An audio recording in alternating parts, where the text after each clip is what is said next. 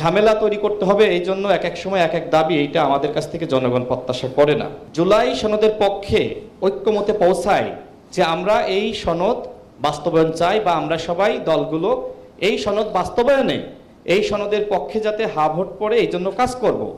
তাহলে কি ওই আওয়ামী লীগের তারা কি না ভোট দিয়ে পারবে? তো আমরা তো নিজেরাই আসলে আওয়ামী লীগকে সুযোগ করে দিচ্ছি যে আজকে ঐক্যমত কমিশনের আলোচনা শেষ হবে। তবে আলোচনা শুনে মনে হচ্ছে যে আজকে হয়তো শেষ হবে না। আবার আমার কাছে মনে হচ্ছে যে আলোচনা হয়তো শুরু হলো মাত্র।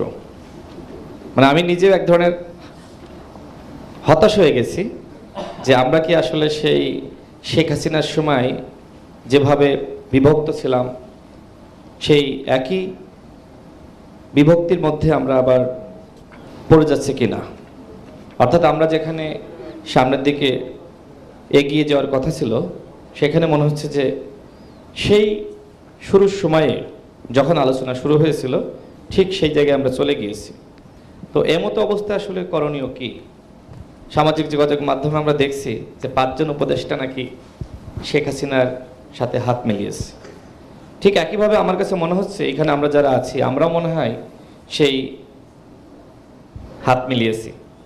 হাসিনা কি চাই? আমাদের মধ্যে বিভক্তি। সেই বিভক্তির সুর আজকে সবার মুখে মুখে। তাহলে কি আসলে ঐক্য হবে না? নির্বাচন হবে না? সংস্কার হবে না? বিচার হবে না? আমরা কি আসলে এইভাবে আলোচনা করতেই থাকব? এটার একটা শেষ দরকার এবং আজকেই শেষ হওয়ার কথা ছিল। আপনি আজকের পরে যদি আরও 1 মাস আলোচনা করেন আপনি কখনোই আমাদের সবাইকে একমতে আনতে পারবেন না। এটা তো বাস্তবতা। আমি আগেই বলেছি যে আমরা যদি সবাই শতভাগ একমতে আসতে পারতাম তাহলে এই ভিন্ন ভিন্ন দল থাকতো, আমরা তো সবাই এক দল হয়ে যেতাম। সুতরাং এই ভিন্ন মত থাকবে। এখন আপনারা যদি মনে করেন যে আমাদেরকে ঐক্যমতে আনবেন, ভিন্ন মতকে ঐক্যমতে নিয়ে আসবেন, দায়িত্ব আপনারা নেন। কিন্তু আপনারা কতটুকু আসলে দায়িত্ব নিতে চাচ্ছেন সেটি নিয়ে আমার সংশয় আছে।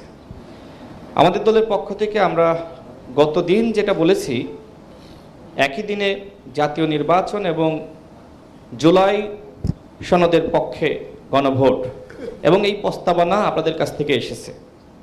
আপনারা জিনিসটা যদি ক্লিয়ার করতেন যে এক্সপার্ট তারা এই মতামত দিয়েছে, সেক্ষেত্রে আমার মনে হয় যে ভিন্ন মত কম আসতো।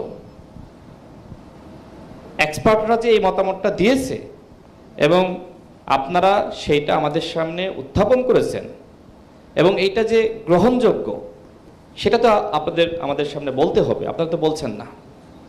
না বললে তো এই ধরনের বিতর্ক সৃষ্টি হয় না। বললে তো আমরা এই ধরনের বিতর্ক সৃষ্টির সুযোগ পাই না। দেখেন যেটি অন্যান্য বক্তারা বলেছে, আমার কাছে মনে হয় যে ওই দিন আমাদের মাননীয় সহসভাপতি আলী রিয়াজ স্যার তিনি যে প্রেস ব্রিফিং করলেন এবং তার বক্তব্য আমি শুনলাম, তিনি যেটি বললেন যে দলগুলো তারা ঐক্যমতে পৌঁছেছে এবং এই মিটিংয়ে তো আমরা সবাই ছিলাম। যারা আজকে বলছে যে আলাদা সময়ে গণভোট, আমার কাছে মনে হয় যে সেদিন সেই দলগুলো এটি বলে নাই, যে কারণে আমরা সবাই আশান্বিত হয়েছিলাম। ঐক্যমত কমিশনে আপনারা যারা দায়িত্বপ্রাপ্ত আপনারাও আশান্বিত হয়েছিলেন। আমার মনে হয় যে আমাদের পাশাপাশি আপনারা হতাশ হচ্ছেন। সেদিন রেকর্ড আছে, চেক করতে পারেন।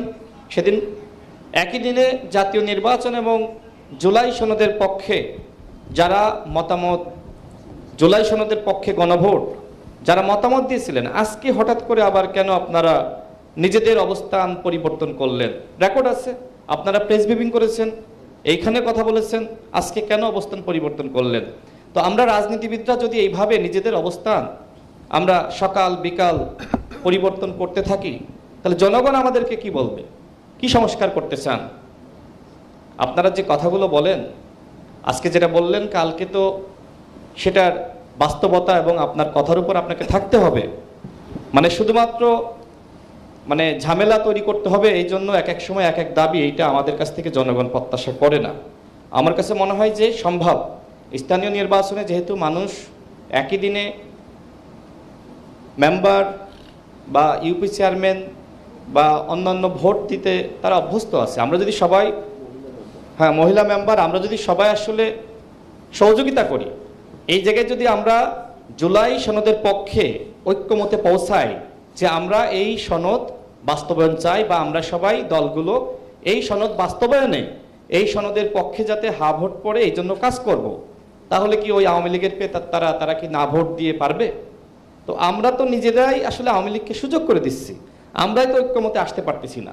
তো আপনি যদি আলাদা মনে করেন যে আপনি আলাদা সময়ে গণভোট, যেটা প্রস্তাব আসছে যে নভেম্বরে, এখন আমি আসি মনে করেন যে এখন আবার আলোচনা আসছে যে আমরা তো মোটামুটি যেগুলোতে রাজনৈতিক ঐক্যমত হয়েছি এগুলো তো ভোটের প্রয়োজন নাই, কারণ এই মুহূর্তে তো আওয়ামী লীগ নাই, আমরা তো এই বিষয়গুলোতে রাজনৈতিক ঐক্যমত হয়েছি। যে কারণে আমার কাছে মনে হয় যে ভাই মুস্তাক ভাই যেটি বললেন, যেগুলোতে আমরা রাজনৈতিক ঐক্যমতে এসেছি সেগুলো তো আসলে ভোটের প্রয়োজন নাই।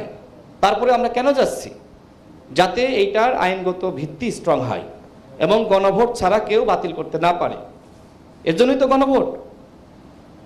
আমরা তো এই জিনিসটা সবাই মোটামুটি বুঝতেছি। এখন যেগুলো নোট অফ ডিসেন্ট আছে, অনেকে বলছে যে সেইগুলো নিয়ে আমরা গণভোট করতে পারি, কিন্তু আমার প্রশ্ন হলো যে এখানে যে বড় দলগুলো আছে, মনে করেন যে আমি যেটার পক্ষে, আমি জনগণের কাছে সেইটার পক্ষে মতামত গ্রহণ করার জন্য যাব, আর আমাদের এখানে যারা আছে যারা বিপক্ষে, তারা জনগণের কাছে ওইটার বিপক্ষে মতামত নেওয়ার জন্য যাবে, তখন কি হবে? ভোটের সময় এই যে আমরা এখানে যারা বসে আছি তাদের ভিতরে কি মারামারি গ্যাঞ্জাম লাগবে না? এই জিনিসটা কি আপনারা ভেবেছেন? ভোট তো আসলে এত সহজ না। বাংলাদেশে কি আসলে গণ অভ্যুত্থানের পরে আমরা এত ভালো মানুষ হয়ে গিয়েছি? এত ভালো মানুষ আমরা হয়নি। এইখানে আমরা অনেক ভালো ভালো কথা বলি, কিন্তু বাস্তবিক আসলে আমরা এত ভালো মানুষ না। আমার নিজের সুবিধা যখন অর্জিত হয় তখন আসলে আমরা চুপ থাকি, আর নিজে যখন ভাগটা পাই না তখন আমরা চিল্লাপাল্লা করি। আমাদের রাজনীতিবিদদের ক্যারেক্টার এইটা। এই ক্যারেক্টার থেকে আমাদের সবাইকে বের হয়ে আসতে হবে।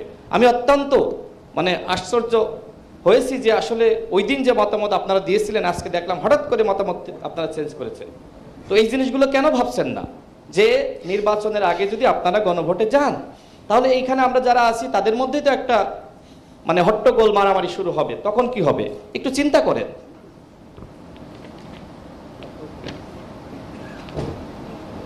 আমি আসলে খুব বেশি কথা আর বাড়াতে চাই না।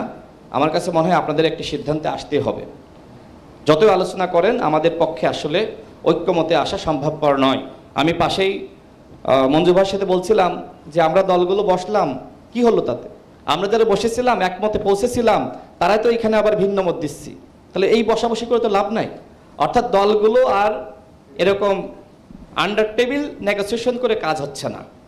এখন আপনাদেরকে অবশ্যই সিদ্ধান্তে আসতে হবে, কারণ আমরা যারা এখানে বসে আলোচনা করছি, কথা বলছি, আমরা প্রত্যেকে ইলেকশন করতে চাই, আমাদের এলাকায় যেতে হবে, মানুষের সাথে কথা বলতে হবে এবং মানুষকে বোঝাইতে হবে, জুলাই জাতীয় সনদ নিয়ে বোঝাইতে হবে কেন এটার পক্ষে মতামত দেওয়া দরকার বা হা ভোট দেওয়া দরকার, মানুষকে বোঝাইতে হবে। সুতরাং এইটা আপনারা আজকেই ক্লোজ করেন, আপনারা সিদ্ধান্ত নেন। আমার কাছে মনে হয় যে এইখানে যারা আছে তারা অবশ্যই আপনাদের সিদ্ধান্ত মানবে। এখানে একটি দলও নাই যে আপনাদের সিদ্ধান্ত মানবে না। মানুষ আপনাদেরকে সংস্কার করার দায়িত্ব দিয়েছে, সুতরাং আপনারা সেই দায়িত্ব গ্রহণ করুন। সেই দায়িত্ব আপনারা নিয়েছেন, এবার সিদ্ধান্ত নিয়ে আমাদেরকে দয়া করে মাফ করেন। ধন্যবাদ রাশেদ খান। আমি আর 1 মিনিটে শেষ করি।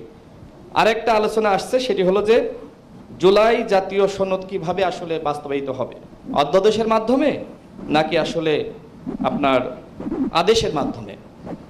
যেটা এনসিপির পক্ষ থেকে যে বক্তব্য দেওয়া হলো, আমার মনে হয় সাকিব ভাইও একই বক্তব্য দিয়েছে যে জুলাই সনদ বাস্তবায়ন আদেশ, যেহেতু অধ্যাদেশ নিয়ে অনেকের এক ধরনের বক্তব্য বা বিতর্ক আছে, তো সেক্ষেত্রে জুলাই সনদ বাস্তবায়ন আদেশ আপনারা জারি করতে পারেন এবং এইটা যেহেতু আইনগত ভিত্তি হয়ে গেল, এরপরে আমরা গণভোটে চলে যেতে পারি।